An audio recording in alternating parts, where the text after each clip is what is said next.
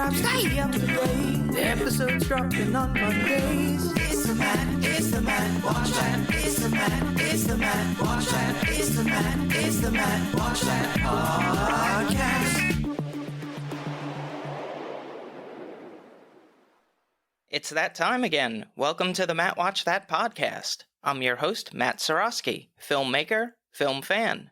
Each episode I'm going to review a movie or TV pilot that I probably should have seen but never got around to. It could be a recent favorite, critic's choice, or cult classic. Everyone can join in on the fun. Follow me on Twitter, Instagram, and Facebook at Matt Seroski. You can subscribe to my YouTube page where I'll post videos and clips from the show. If you have any opinions on what I've reviewed or suggestions as to what I should see next, use the hashtag MattWatchThat.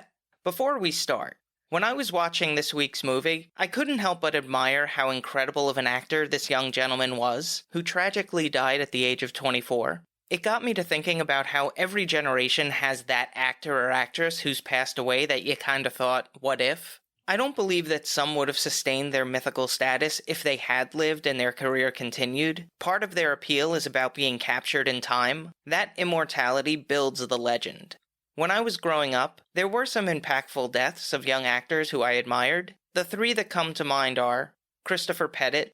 He had a small role in Point Break, but was most famous for Don't Tell Mom the Babysitter's Dead as Zach, the lovelorn teenager. Shortly thereafter, he was in a Western series called The Young Riders, which starred James Brolin, Stephen Baldwin, Don Franklin, Melissa Leo. It was a really entertaining show. He appeared in the third season. As a young adult, he starred in the MTV series Undressed. I remember seeing him on screen but didn't recognize him at first. There was something in his eyes. I'm like, I know this person. We didn't have IMDb at that time, but I eventually put it all together. I know you can't judge a person based on their roles, but he seemed like a nice guy. I haven't read anything to the contrary. He died in 2000 at the age of 24. The next was Jonathan Brandis. The first time I saw him was probably in the Neverending Story 2, Electric Boogaloo.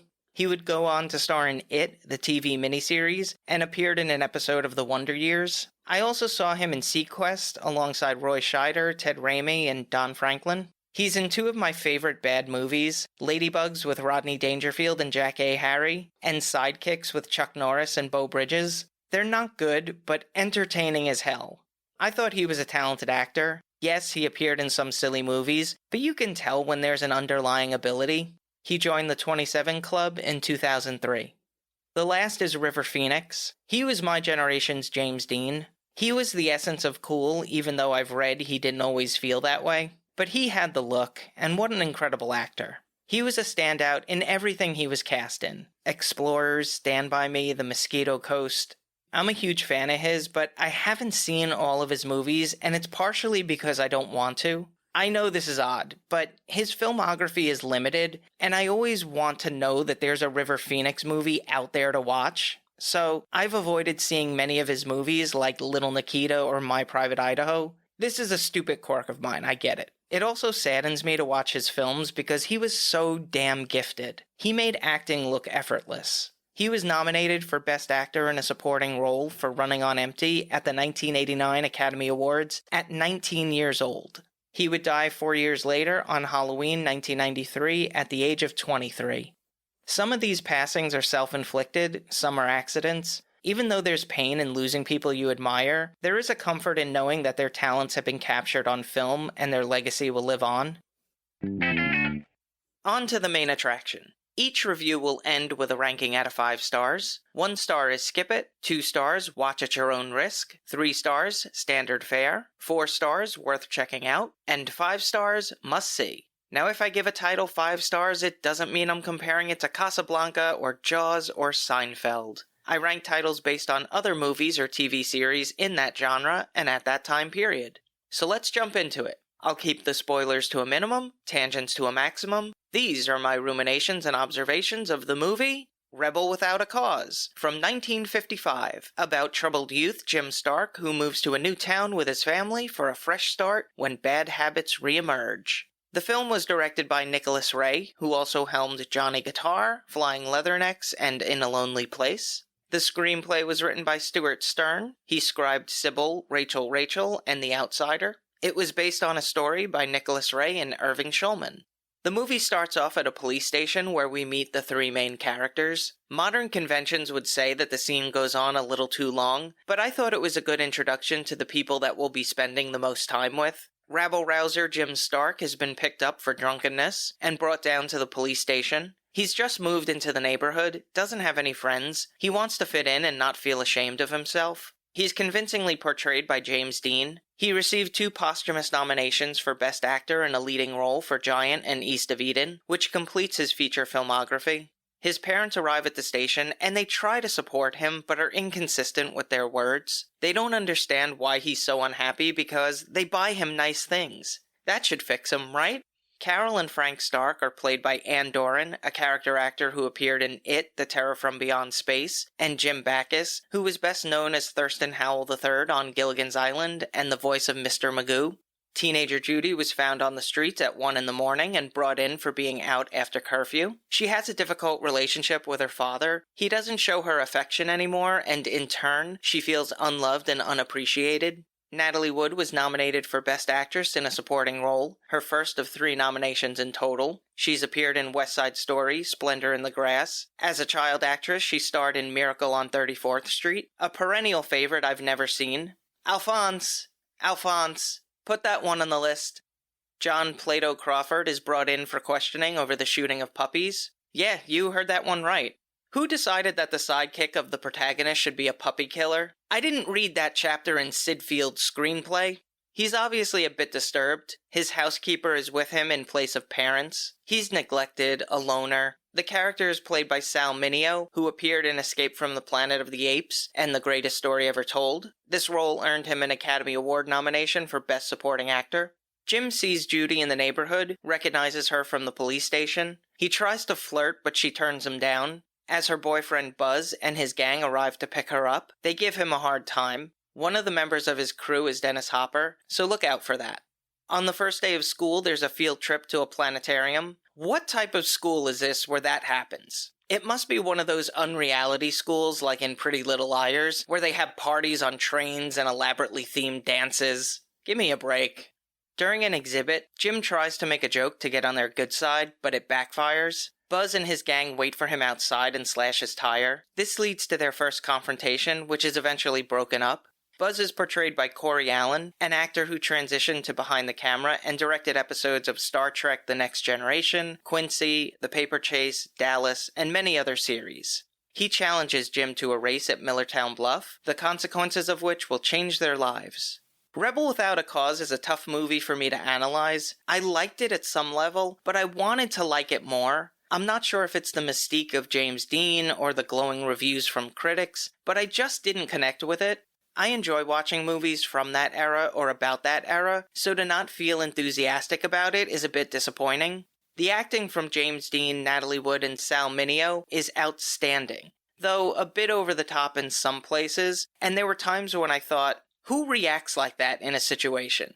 It felt like adults' first attempt to understand misunderstood youth, and it's at such a superficial level. It was probably groundbreaking for the time, but The Breakfast Club does a much better job at peeling back the layers of teenage angst and anxiety. Even if that was 30 years later, it was still ahead of its time and relevant today. It could also be called Rebel Without a Resolution because the problems that were present at the beginning of the movie were still there at the end. I didn't see much arc to the characters. One of the only things that kept me entertained was looking up the meanings to all the insults that were thrown around. Wheel, yo-yo, pigeon. I don't need an Urban Dictionary, I need a Boomer Dictionary. The cinematography was captured by Ernest Haller. He was Academy Award nominated for Mildred Pierce and Whatever Happened to Baby Jane, and won for Gone with the Wind. It was edited by William Ziegler, who has over 100 credits to his name, including My Fair Lady, Strangers on a Train, and The Music Man. Speaking of, the score was composed by Leonard Rosenman, whose credits include Star Trek IV, The Voyage Home, The Jazz Singer, and Cross Creek. He won back-to-back Academy Awards for Best Music Original Song Score for Barry Lyndon and Bound for Glory. The music has elements of jazz along with lush orchestrations as featured in the love theme. There were a few times when I thought the music felt out of place. It would have fit better in a film noir movie like Maltese Falcon, a little too overdramatic for certain scenes. It does feel very 50s, and that is a compliment. Here's a fact of Matt. Rosamund was roommates with James Dean. The runtime is 1 hour, 51 minutes. It had a budget of $1.5 million and grossed $4.5 million at the box office. It was nominated for 3 Oscars at the 1956 Academy Awards. James Dean died on September 30th, 1955, 1 month before the film's release. Ultimately, the movie comes down to Monkey Business, That-A-Way, The Blade Game, Living on the Edge, Hit Your Lights, Buzzkill, Bad Motor Scooter, Playing House, and Daddy Issues. I give it 3 out of 5 stars. I think it's worth checking out for the historical significance, but it's standard fare for me. If you've seen Rebel Without a Cause and have opinions on the movie, let me know what you think using the hashtag MattWatchThat.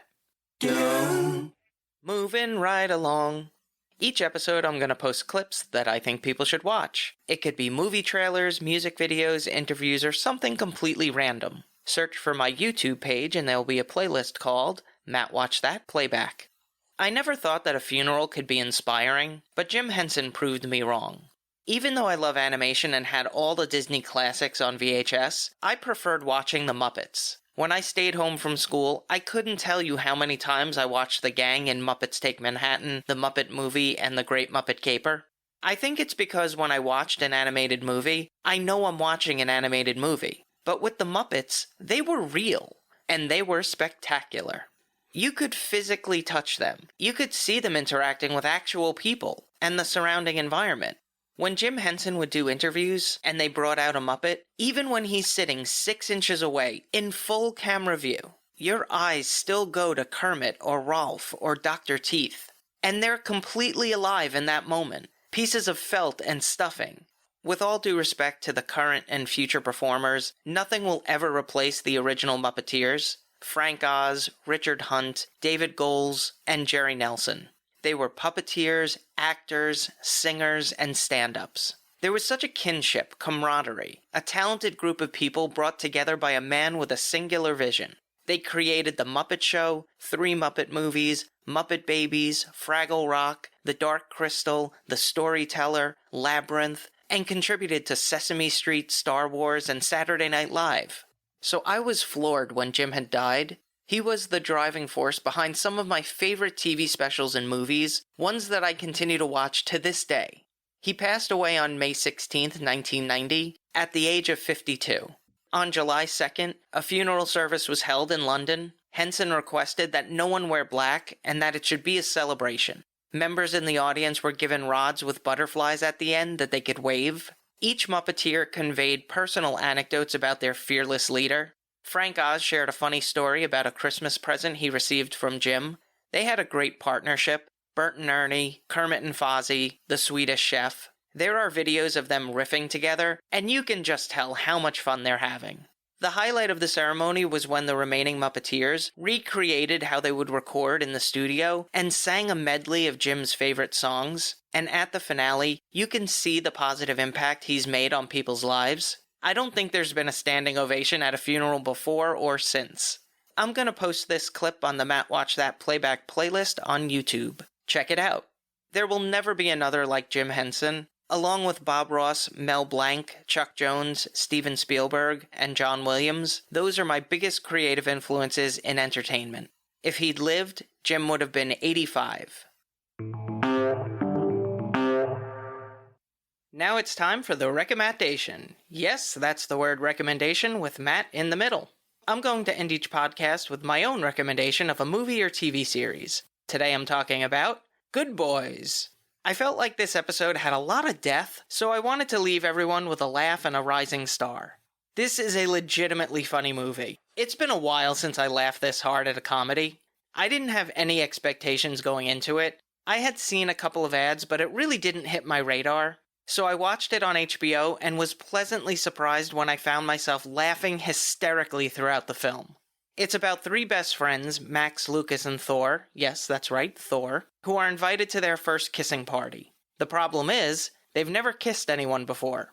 So Max uses his father's drone to spy on the girls next door because, as he explains, my neighbor is a total nymphomaniac. Lucas responds, she starts fires? To which Max says, no, that's a pyromaniac. She's a nymphomaniac, someone who has sex on land and sea. That is such a great line. Oh, man.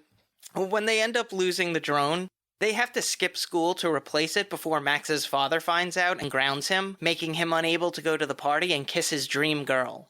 It stars Jacob Tremblay, Keith L. Williams, and Brady Noon as the boys, with Will Forte, Molly Gordon, Midori Francis, and Stephen Merchant in supporting roles.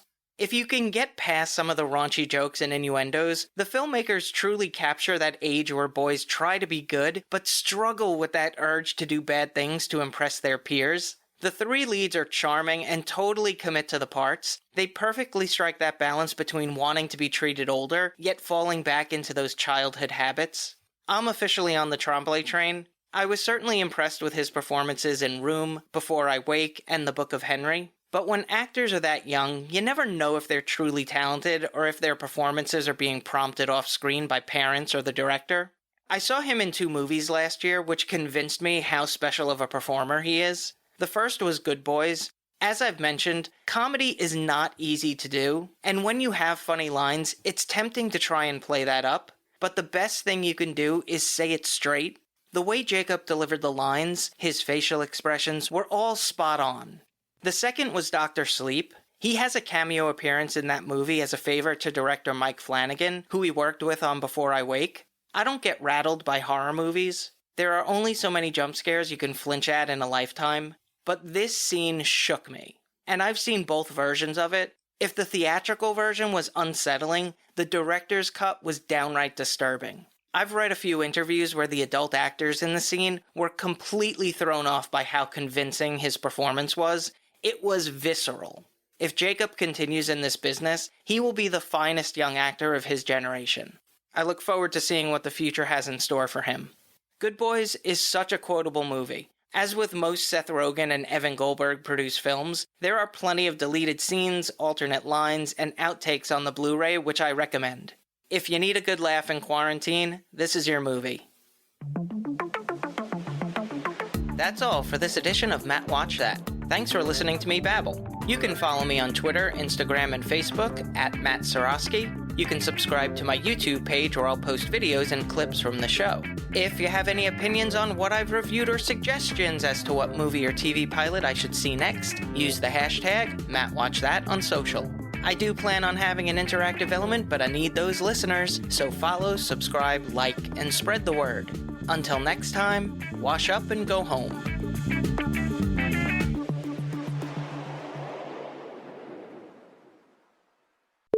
He would go on to star in It, the mini-TV series. The mini-TV series?